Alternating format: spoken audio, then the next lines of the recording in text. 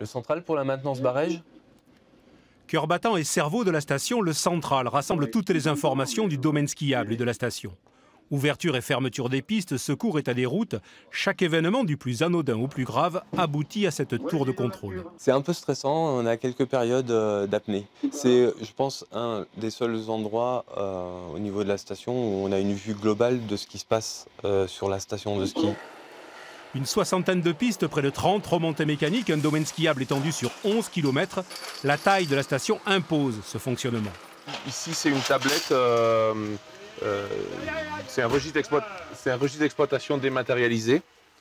Donc vous voyez un arrêt qui vient de se faire et là il y a une fenêtre qui s'est ouverte avec l'endroit depuis où a été arrêté l'appareil, donc depuis le frein de service en station motrice. Tous les arrêts sont donc enregistrés par cette tablette et sont renvoyés instantanément au central puisque la remontée mécanique est en réseau.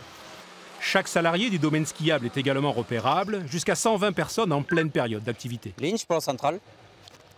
Bien reçu, on les confirme qu'il peut remettre en route et qu'il faut qu'il change une perche. On est passé depuis 3 ans en réseau radio numérique qui nous permet d'avoir ces informations-là, entre autres d'avoir de la localisation à l'instant T de toutes les équipes et de toutes les personnes qui travaillent au Grand Tourmalet. Au-dessus des pistes, l'observatoire du Pic du Midi accueille des skieurs avides de grands espaces et des vacanciers attirés par le panorama. Et à 2877 mètres d'altitude, les Pyrénées s'offrent au regard des visiteurs. Le Néouvienne fait partie des sommets absolument fantastiques de la chaîne. Droit devant vous, 11 km d'ici à vol d'oiseau. Au panorama s'ajoute désormais une découverte du site et de son histoire sur une tablette disponible pour chaque touriste.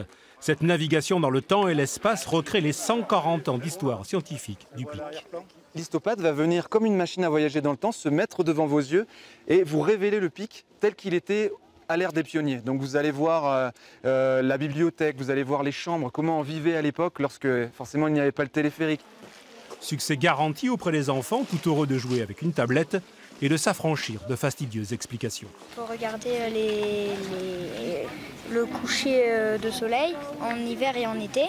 Pour les enfants, je pense que ça permet d'être au calme et de se focaliser sur ce que l'on est venu chercher, à savoir des informations précises, surtout en ce qui concerne la géographie du Pic du Midi, puisqu'en ce moment ils travaillent ça à l'école, le col, le pic, etc. À quoi ça ressemble, et c'est évidemment plus attractif puisque c'est interactif. Au spectacle permanent du panorama, renouvelé du lever au coucher du soleil, le Pic propose toute une panoplie d'impressions, de sensations et de connaissances pour attirer de nouveaux visiteurs.